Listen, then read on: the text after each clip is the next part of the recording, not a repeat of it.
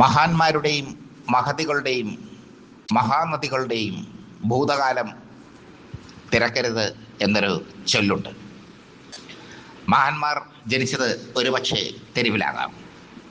മഹാനദികൾ ഉത്ഭവിക്കുന്നത് ഏതെങ്കിലും പാറമടക്കുകളിലോ കാടുകളിലോ നിന്നാകാം. മഹതികളുടെ കഥയും അതുപോലെ തന്നെ. സിനിമയിൽ ഇത് വളരെ സത്യമാണ്, പ്രത്യേകിച്ചും സിനിമാ നടികളെ സംബന്ധിച്ചിടത്തോളം. സിനിമാ നടികൾ പലരും നല്ല ഭൂതകാലത്തിലൂടെ കടന്നുപോയവരല്ല, നല്ല വഴികളിലൂടെ കടന്നു വന്നവരല്ല. പലർക്കും കാണും മറക്കാൻ ആഗ്രഹിക്കുന്ന കഥകൾ. മലയാള സിനിമയിൽ ഏറ്റവും കൂടുതൽ ചിത്രങ്ങളിൽ അഭിനയിച്ച നടിയാണ് സുകുമാരി. അമ്മയായും അമ്മൂമ്മയായും ഹാസ്യനടിയായും നായികയായും ഒക്കെ അവർ തിളങ്ങി. പല തലമുറകൾക്കൊപ്പം അവർ അഭിനയിച്ചു. ഒരുപാട് അനുഭവങ്ങൾ അവർക്കുണ്ട്. നല്ല സ്വഭാവമാണ് സുകുമാരിയുടേത്. നല്ല ഭക്തയായിരുന്നു അവർ. അഹങ്കാരം തൊട്ട് തീണ്ടിയിട്ടില്ലാത്ത പ്രകൃതം. വെള്ളിനക്ഷത്രം സിനിമാവാരികയ്ക്ക് വേണ്ടി സുകുമാരിയെ അഭിമുഖം നടത്താനുള്ള ഭാഗ്യം എനിക്ക് ലഭിച്ചിട്ടുണ്ട്. സുകുമാരി എന്ന തിരുവനന്തപുരം മണ്ണന്തലയിലുള്ള വീട്ടിലായിരുന്നു. കിട്ടുന്ന സമ്പാദ്യമൊക്കെ സൂക്ഷിച്ചു വയ്ക്കുന്നതിൽ സുകുമാരിക്ക് പ്രത്യേക ബിരുദുണ്ടായിരുന്നു. പക്ഷേ സുകുമാരിക്കുമുണ്ട് അത്ര നല്ലതല്ലാത്ത ഒരു ഭൂതകാലം. ഭീംസിംഗിൻ്റെ കുടുംബം തകർത്ത ഭൂതകാലം. 70കളിൽ ദക്ഷിണേന്ത്യയിലെ ഏറ്റവും വിലപിടിപ്പുള്ള സംവിധായകനായിരുന്നു ഭീംസിംഗ്. ഭീംസിംഗ് സംവിധാന രംഗത്തേക്ക് കടന്നു വരുന്നത് കൃഷ്ണൻ പഞ്ചു സംവിധാന ജോഡികളുടെ ശിഷ്യനായിട്ടാണ്. അതിൽ പഞ്ചുവിൻ്റെ സഹോദരി സോനയെയാണ് ഭീംസിംഗ് ആദ്യം വിവാഹം കഴിച്ചത്. അതിൽ അദ്ദേഹത്തിന് മക്കളുണ്ട്. സോനയും ഭീംസിംഗും തമ്മിലുള്ള ദാമ്പത്യബന്ധം സുഗമമായി മുന്നോട്ട് നീങ്ങുമ്പോൾ സുകുമാരി അതിൽ ഇടം പിടിക്കുകയായിരുന്നു. സുകുമാരി ഭീംസിംഗിൻ്റെ ചിത്രങ്ങളിൽ അഭിനയിച്ചു. സുകുമാരിയുടെ അഭിനയവും സുകുമാരിയുടെ ശൈലിയും ഒക്കെ ഭീംസിംഗിന് ഇഷ്ടമായി. സുകുമാരിയും ഭീംസിംഗും തമ്മിൽ പ്രണയത്തിലായി. ഇരുവരും വിവാഹം കഴിച്ചു. ആദ്യ ഭാര്യയെയും മക്കളെയും ഭീംസിംഗ് ഉപേക്ഷിച്ചു. സുകുമാരിയും ഭീംസിംഗും തമ്മിലുള്ള ബന്ധത്തിൽ പിറന്ന മകനാണ് ഡോക്ടർ സുരേഷ് ഭീംസിംഗ്. ഭീംസിംഗിന്റെ മരണവും ആകസ്മികമായിരുന്നു. 53-ാമത്തെ വയസ്സിലാണ് അദ്ദേഹം മരണപ്പെട്ടത്. അപ്രതീക്ഷിതമായ മരണം. ഇതിനകം എക്കാലത്തെയും ക്ലാസിക് ചിത്രങ്ങൾ അദ്ദേഹം ഒരുക്കി കഴിഞ്ഞിരുന്നു.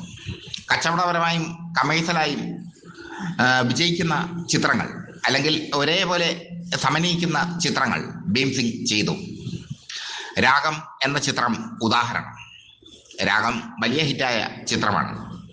ലക്ഷ്മിയും മോഹനും അഭിനയിച്ച രാഗം. അടൂർ ബാസിയുടെ വ്യത്യസ്തമായ അഭിനയം കണ്ട രാഗം. ഭീംസിംഗിന്റെ മരണശേഷം സുകുമാരി അതിജീവനത്തിന്റെ പാതയിലായിരുന്നു എന്ന് വേണമെങ്കിൽ പറയാം. കിട്ടുന്ന വേഷങ്ങളെല്ലാം അവർ അഭിനയിച്ചു. ഒരുപാട് ചിത്രങ്ങളിൽ അവർ അഭിനയിച്ചു. മലയാളത്തിൽ ഏറ്റവും കൂടുതൽ ചിത്രങ്ങളിൽ അഭിനയിച്ച നടി എന്ന വിശേഷണം അവർ സ്വന്തമാക്കി. ഒരുപക്ഷെ ഇന്ത്യൻ ഭാഷയിൽ തന്നെ ഏറ്റവും കൂടുതൽ ചിത്രങ്ങളിൽ അഭിനയിച്ച നടി സുകുമാരി ആയിരിക്കും. സുകുമാരി പിന്നീട് പുതിയ തലമുറയിലെ നടീനടന്മാർക്ക് സുകുമാരി അമ്മയായി മാറി. സുകുമാരി മലയാളത്തിലെ ഐക്കണായി മാറി. സുകുമാരിക്കുമുണ്ട് ഒരു ഭൂതകാലം എന്ന് പറയാനാണ് സിനിമാ കേരള ഈ സ്റ്റോറി വിടുന്നത്. ഭീംസിംഗിന്റെ കുടുംബം കുളം തോണ്ടിയ സുകുമാരി, സോനയെയും മക്കളെയും ഇരുട്ടിലാക്കിയ സുകുമാരി, ഭീംസിംഗിനെ വശീകരിച്ച സുകുമാരി, ഇതൊക്കെ ചരിത്രത്തിന്റെ ഭാഗമാണ്. സുകുമാരി ഇന്നില്ല.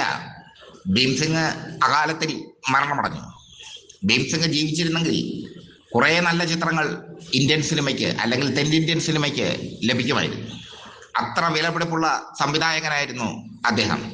സാങ്കേതിക വിദ്യകൾ പുരോഗമിക്കുന്നതിന് മുമ്പ് സാങ്കേതിക വിദ്യകൾ നന്നായി പരീക്ഷിക്കാൻ ഭീംസിംഗ് ശ്രമിച്ചിരുന്നു. രാഗം എന്ന സിനിമയിൽ ഗാനങ്ങൾ ഏത് സാഹചര്യത്തിൽ എങ്ങനെ ഇട്ടാൽ പ്രേക്ഷകർ സ്വീകരിക്കും എന്നതിന് ഉദാഹരണമായി ആ രാഗം എന്ന സിനിമയിലെ ഗാനങ്ങൾ നമുക്ക് ചൂണ്ടിക്കാണിക്കാൻ പറ്റും. പ്രേക്ഷകർ ആ ചിത്രം ഒന്ന് കണ്ടു നോക്കണം. പറഞ്ഞു വന്നത് ഭീംസിംഗിന്റെ ആദ്യ ഭാര്യയുടെയും മക്കളുടെയും കഥയാണ്. അവർ സുകുമാരിയെ ഒരിക്കലും അംഗീകരിച്ചിരുന്നില്ല.